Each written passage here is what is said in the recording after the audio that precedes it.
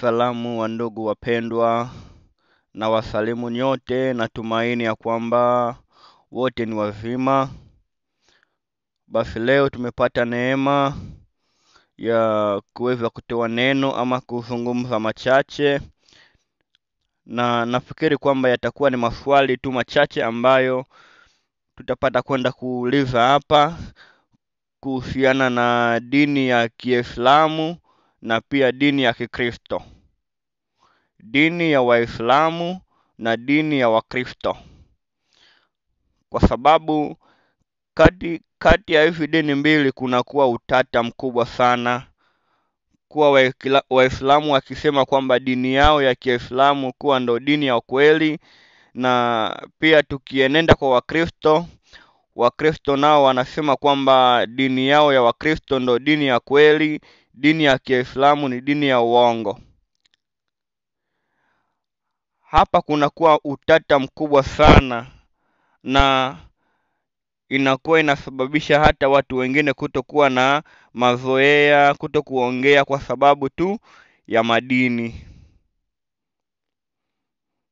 Sasa naomba leo tuulize maswali matatu tu, kwa sababu nafikiri tunapopata majibu kwa haya maswali matatu, basi tutapata kwenda kuona kuwa dini ipi ndo dini sahihi na dini ipi ndo dini ya uongo. Naomba kila mtu atoe majibu yake kama vile anavyojua kwa uelewa wake. Hapana nia ya kutetea dini, napenda tu tutoe majibu sawa sawa na swali inavyoulizwa. Na swali la kwanza linakuja: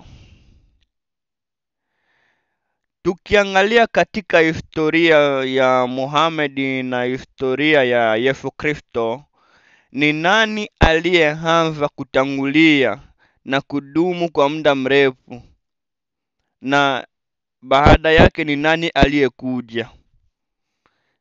Kati ya Muhammad na Yesu Kristo, ni nani aliyetangulia mbele ya mwenzake, na ni nani aliyekuja baada ya mwenzake?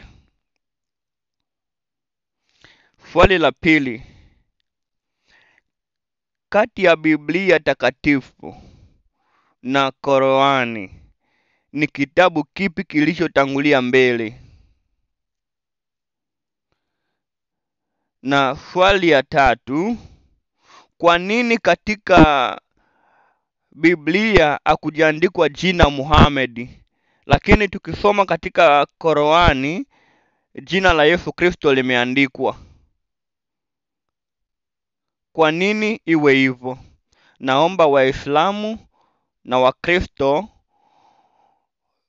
haya maswali matatu tupate majibu sahihi, ili tupate uelewa zaidi kwenye maoni.